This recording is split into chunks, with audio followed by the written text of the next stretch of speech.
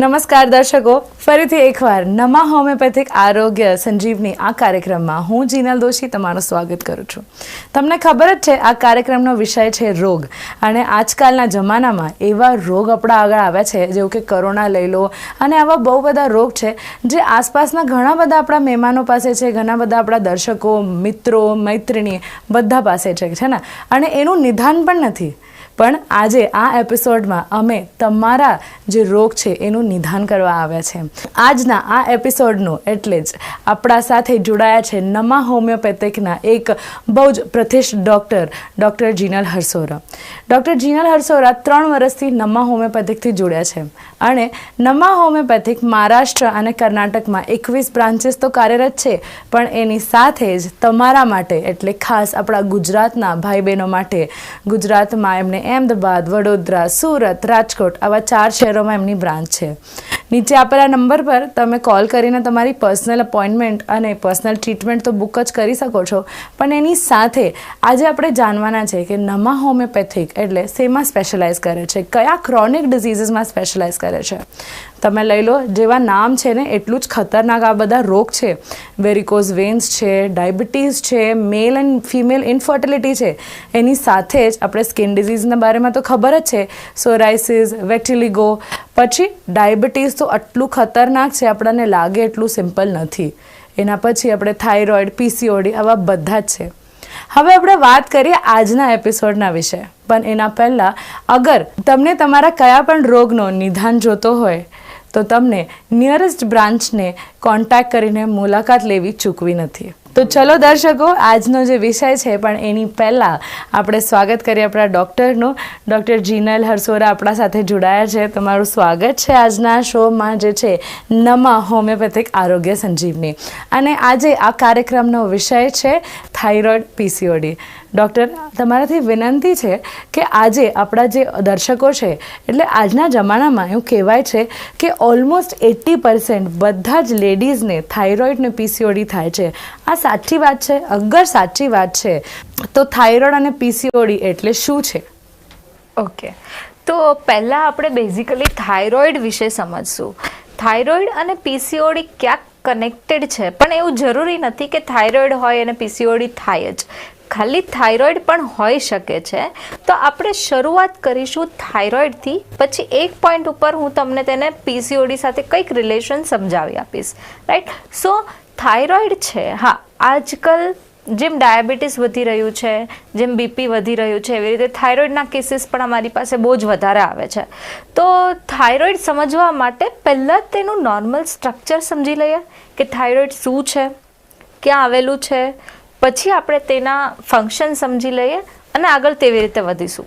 તો પહેલાં થાઇરોઇડ શું છે, ક્યાં આવેલું છે? તો થાઇરોઇડ છે તે ગ્રંથિ છે. થાઇરોઇડ ગ્રંથિ છે જેમાંથી થાઇરોઇડ હોર્મોન બને છે.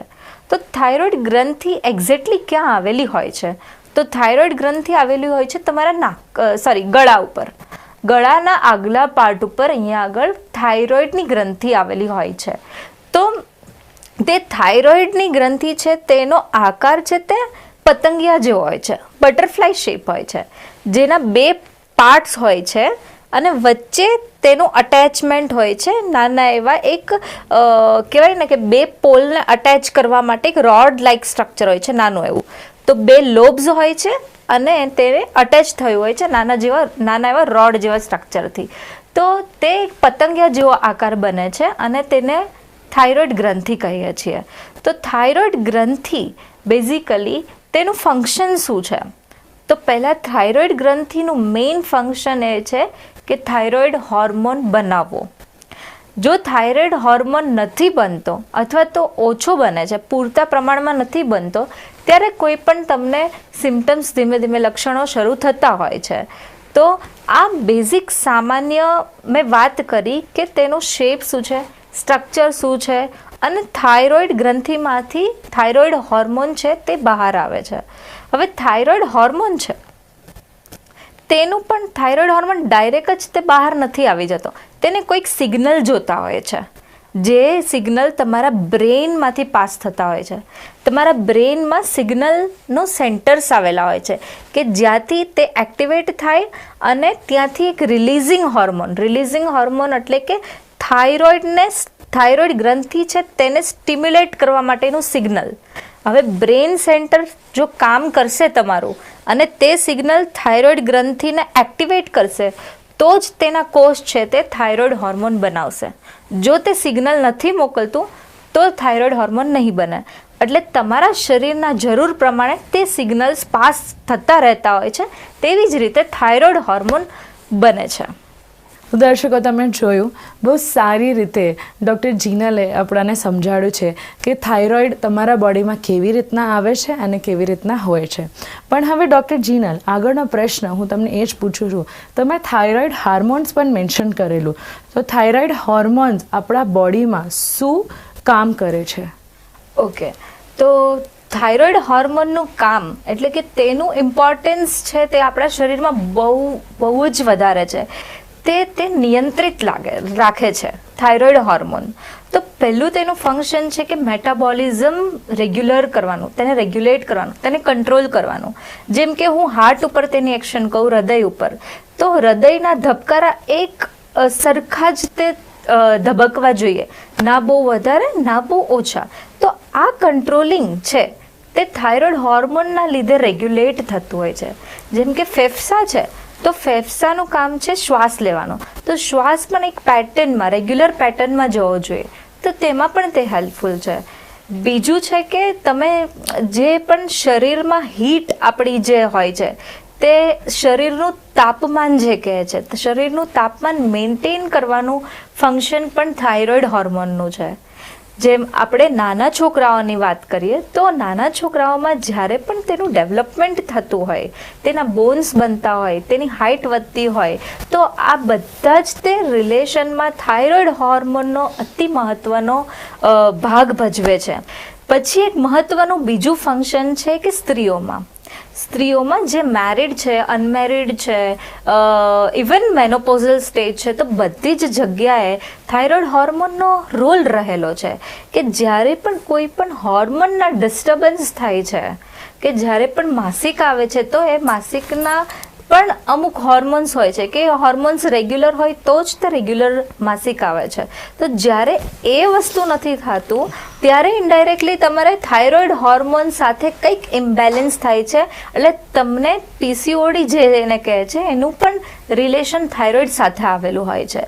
તો આ પણ એક અગત્યની માહિતી છે કે જ્યારે પણ સ્ત્રીઓ આવે છે તમારી પાસે થાઇરોઇડની કમ્પ્લેન લઈને અથવા તો પીસીઓડીની કમ્પ્લેન લઈને, તો તમારે તેને જો પીસીઓડીની કમ્પ્લેન લઈને આવે તો થાઇરોઇડ વિશે પણ પૂછવું, અને થાઇરોઇડની કમ્પ્લેન લઈને આવે છે તો તમારે એના માસિક વિશે પણ પૂછવું જરૂરી છે કે તે નિયમિત છે, નથી, શું છે, રાઈટ. તો આ બધા એક ફંક્શન થયા છે થાઇરોઇડ હોર્મોન્સના. તમે જોયું આજના આપણા આ કાર્યક્રમમાં નમા હોમિયોપેથીના ક્લિનિકના તરફથી જે આપણા સાથે ડૉક્ટર જોડાયા છે, ડૉક્ટર જીનલ, કેવી રીતના તમને થાઇરોઇડ પીસીઓડી બદલ ક્લિયર જાણકારી આપે છે. દર્શકો, છોટા સા બ્રેક લેવાનો સમય થયો છે, પણ ભૂલતા નહીં, બ્રેક પછી આપણે તમારી સાથે અહીંયા લાઈવ જોડી શકે છે. તો તમારે કંઈ બી પ્રશ્ન હોય તો તમે અમને કોલ પર ડૉક્ટર સાથે ડિરેક્ટલી વાત કરીને તમારી કન્સલ્ટેશન લઈ શકો છો. જલ્દી જ મળીશું બ્રેક પછી.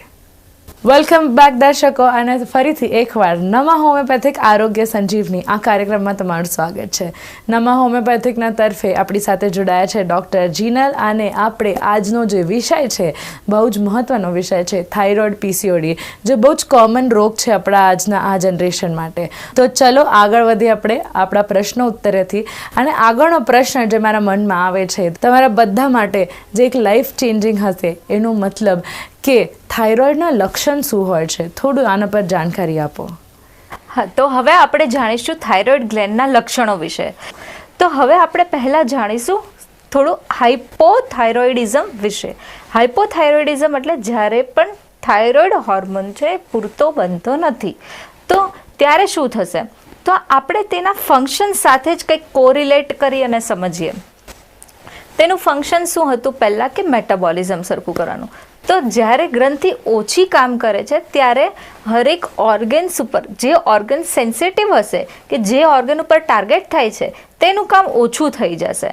જેમ કે તમને તમારી સ્કિન છે, તમારા શરીરનું તાપમાન ને તમે જે મેન્ટેન કરે છે થાઇરોઇડ હોર્મોન તે મેન્ટેન નહીં રહે એટલે તમારી ત્વચા છે તે એકદમ સૂકી પડવા માંડશે, ડ્રાય થવા માંડશે, તમારા હેર ફોલ થવા માંડશે. બીજું છે વેટ ગેઇન. તમારું વજન છે તે તમે કોઈ ખાતા નથી છતાં પણ તમારી વજન છે તે વધતું જ જાય છે. ભૂખ નથી લાગતી પણ વજન વધે છે. તો તમારે ચોક્કસ થાઇરોઇડ રિલેટેડ કંઈ પણ ચેકઅપ કરાવવું જરૂરી થઈ જાય છે. પછી સ્ત્રીઓમાં જોઈએ તો માસિક છે તે અનિયમિત થઈ જાય છે. જ્યારે પણ થાઇરોઇડનું કંઈ પણ અલ્ટરેશન આવે છે ત્યારે તો એ સીધું માસિક સાથે પણ એનું રિલેશન આવે છે. પછી આપણે જોઈએ કે સ્ત્રીઓ માટે જ તે કે જે મેરિડ છે, જેને રાખવી છે, પ્રેગ્નન્સી રાખવી છે, તો તે રહેતી નથી. કારણ કે ક્યાંક ને ક્યાંક તેને થાઇરોઇડ હોય છે. અગર તે દવા નથી લેતા, તેનું ટ્રીટમેન્ટ તેનું પ્રોપર નથી થતું ટ્રીટમેન્ટ, તે થાઇરોઇડની વેલ્યુ છે એ અંડર કંટ્રોલ નથી હોતી, તો તેમને પ્રેગ્નન્સીમાં પણ તકલીફ પડી શકે છે. અને બીજા સિમ્ટમ્સ એ આવી શકે છે કે જ્યારે પણ થાઇરોઇડ હોર્મોન છે તે ઓછો બને છે ત્યારે તમારા સ્નાયુ પર પણ અસર જોવા મળે છે. તમારામાં તેટલી તાકાત નથી રહેતી કારણ કે થાઇરોઇડ હોર્મોન છે તે તમારા સ્નાયુને મજબૂત બનાવે છે. તમારે કોઈ પણ વજનદાર વસ્તુ ઉચકવી હોય તો તમે ઇઝીલી લઈ શકો છો. પણ જ્યારે તમને થાઇરોઇડની પ્રોબ્લેમ હોય છે ત્યારે એટલી વીકનેસ આવે છે, તમે એકદમ સુસ્ત થઈ જાઓ છો, લેઝી થઈ જાઓ છો, શરીરમાં એટલી જ નબળાઈ આવી જાય છે. તો તે પણ એક લક્ષણ છે કે તમને થાઇરોઇડ હોર્મોન છે તેનું કંઈક અલ્ટરેશન આવ્યું છે. બીજું એક તમને લક્ષણો બતાવું તો તમારા જે પલ્સ છે, જે તમારી નાડ છે તેના ધબકારા ઓછા થઈ જાય છે. તમે અહીં આગળ ફીલ કરી શકો છો તમારી નાડ, તો તે તમને બહુ જ વીક લાગે છે. હવે આપણે જઈએ છીએ હાઇપરથાઇરોઇડિઝમ. હાઇપરથાઇરોઇડિઝમમાં કંઈક વધારે જ તે કામ કરે છે ગ્લેન્ડ, એટલે કે તમારું તેમાં વેટ છે તે ઓછું થવા મળશે કારણ કે તેનું મેટાબોલિઝમ છે તે વધી જશે. તમારી એનર્જી છે તે વધારે વેસ્ટ થાય છે ત્યાં આગળ કારણ કે તે હોર્મોન છે તે વધે છે એટલે તેનું BMR જે કહીએ છીએ આપણે બોડીનું તે પણ વધે છે એટલે તમારું જે એનર્જી છે એ જલ્દીથી વેસ્ટ થતી હોય છે. એટલે તમને ભૂખ પણ લાગે છે અને વેટ પણ ઘટે છે. એટલે આ એક લક્ષણ થયું છે હાઇપરથાઇરોઇડિઝમનું. પછી તમારી સ્કિન છે તો હાઇપોથાઇરોઇડિઝમમાં શું હતું કે સૂકી ત્વચા થઈ જતી હતી, જ્યારે હાઇપરથાઇરોઇડિઝમમાં તમારી ત્વચા છે એકદમ ભીની રહી જાય, એકદમ મોઇસ્ટ થશે, ભીની ત્વચા રહેશે. તો આ એક થયું લક્ષણ હાઇપરથાઇરોઇડિઝમનું. તમને સોજા પણ રહી શકે છે શરીરમાં, તમને પગમાં પણ સોજા રહી શકે છે, તમારું ફેસ પણ એકદમ ફૂલેલું લાગે છે, સોજા રહે છે. પ્લસ એક ઇમોશનલ ડિસ્ટર્બન્સ, એટલે કે તમે માનસિક રીતે એકદમ ઇરિટેબલ થઈ જાઓ છો, તરત જ તે કોઈનું ખોટું લાગી જાય છે, ડિપ્રેશનના ચિહ્નો પણ આવી શકે છે. તો દર્શકો બહુ સરસ રીતે ડૉક્ટર જીનલે આપણાને એક્સપ્લેન કર્યું છે કે થાઇરોઇડ, હાઇપોથાઇરોઇડ, હાઇપરથાઇરોઇડ કેવી રીતના થાય, આના લક્ષણો શું છે અને કોને થઈ શકે છે. ડૉક્ટર જીનલ, સમય આવ્યો છે આજને કોલ એક્સેપ્ટ કરવાનો. આપણા સાથે કોલર જોડ્યા છે. હલો, કોણ બોલે છે? કોણ બોલે છે? હા, અચ્છા, તમારી શું તકલીફ?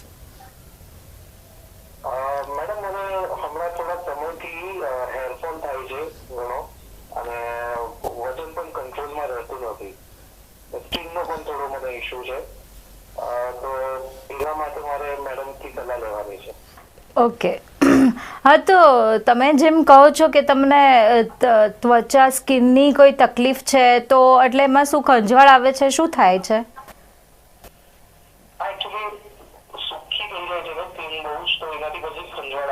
અચ્છા, અને આ વજન વધવાની તકલીફ કેટલા ટાઈમથી છે તમને? બરાબર બરાબર. તમારા ઘરમાં કોઈને થાઇરોઇડની કે એની કોઈ તકલીફ અત્યારે હાલમાં?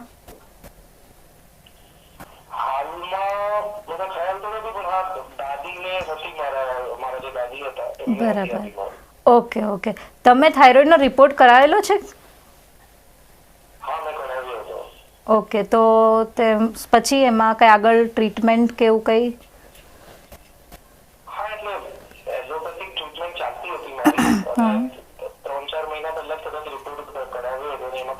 આવ્યું હતું. બરાબર. પણ એનું જે મારું ટ્રીટમેન્ટ ચાલે છે એના સાથે શું કોઈ રિલેશન છે ખબર નથી પડી મને, કારણ કે આ બધા ઇશ્યુઝ મને ફેસ કરું છું.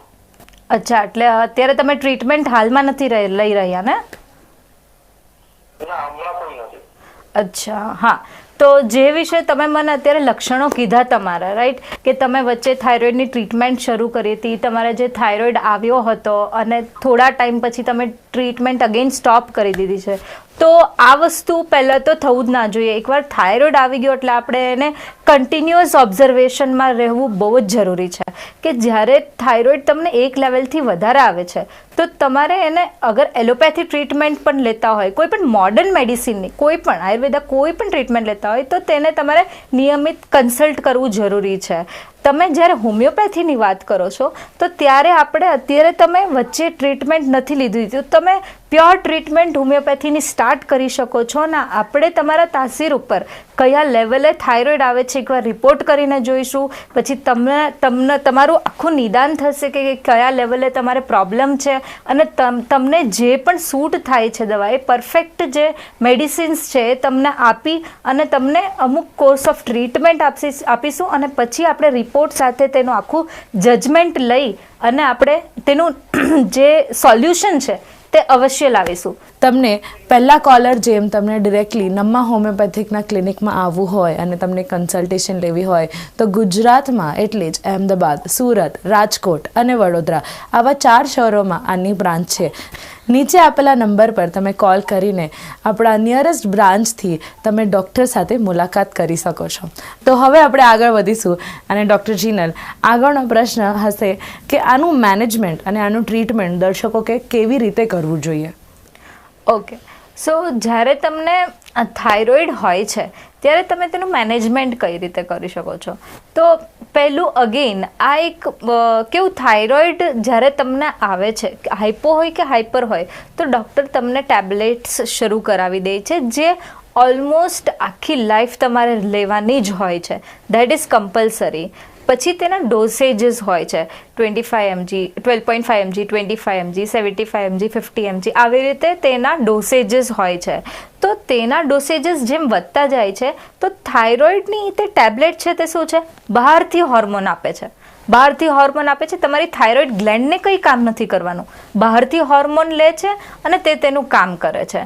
એટલે તમે એવું સમજો છો કે મારા રિપોર્ટમાં થાઇરોઇડની જે વેલ્યુ છે તે નોર્મલ છે, પણ ખરેખર તે ગ્રંથિ છે તે તો તે જ પોઝિશનમાં છે, તેમાં કોઈ જ ફેરફાર નથી થયો. તો જ્યારે તમે બહારથી ટેબ્લેટ્સ લેતા હો તો તેનું એક જે વેલ્યુ છે તેના ઉપર ફોકસ રહેતો હોય કે તેની વેલ્યુ નોર્મલ છે કે નહીં. હવે જ્યારે આપણે હોમિયોપેથિકલી તેનું મેનેજમેન્ટ અને ટ્રીટમેન્ટ જોવા જઈએ તો બિલકુલ અલગ છે. આપણું ફોકસ અમારું એવું હોય છે કે તમારી થાઇરોઇડ ગ્રંથિ છે કે કયા લેવલે, અગર બ્રેઇનમાંથી જ સિગ્નલ નથી મળતો તો બ્રેઇન ઉપર વર્ક કરવું પડશે કે સિગ્નલ મળે થાઇરોઇડ ગ્રંથિને હોર્મોન સિક્રેટ કરવાનું. થાઇરોઇડ ગ્રંથિ એકદમ હેલ્ધી છે પણ જે સિગ્નલ મળવા જાય એ જ નહીં મળતા. પછી જ્યારે પણ થાઇરોઇડ સિગ્નલ મળે છે પણ થાઇરોઇડ ગ્લેન્ડ છે તે એક્ટિવ જ નથી થતું, તેમાં જે થાઇરોઇડ હોર્મોન બનવું જોઈએ તે નથી બનતું. તો તે કરવા માટે તે થાઇરોઇડ ગ્લેન્ડને હેલ્ધી કરવા માટેની મેડિસિન આપીશું. તો આવી જ રીતે તમને એકદમ તમારી તાસીર જાણીને કયા લેવલે તમારો પ્રોબ્લેમ છે તે જાણી અને પછી ટ્રીટમેન્ટ કરવામાં આવે છે. હવે ટ્રીટમેન્ટ સાથે સાથે મેનેજમેન્ટ પણ એટલું જ અગત્યનું છે. જેમ કે જ્યારે પણ થાઇરોઇડની તકલીફ હોય ત્યારે યોગા અને વ્યાયામ તે ખૂબ જ જરૂરી છે.